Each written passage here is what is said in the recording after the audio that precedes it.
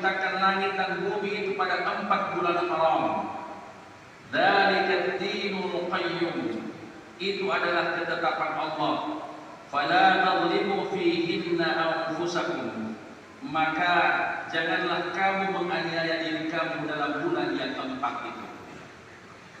Jemaah Jumat rahimahullah, Allah Subhanahu wa taala mengingatkan kepada kita tentang keistimewaan ciptaan Allah. Bukan berarti dari 12 bulan 4 bulan yang diistimewakan oleh Allah Subhanahu wa taala, ada bulan-bulan lain yang tidak diistimewakan.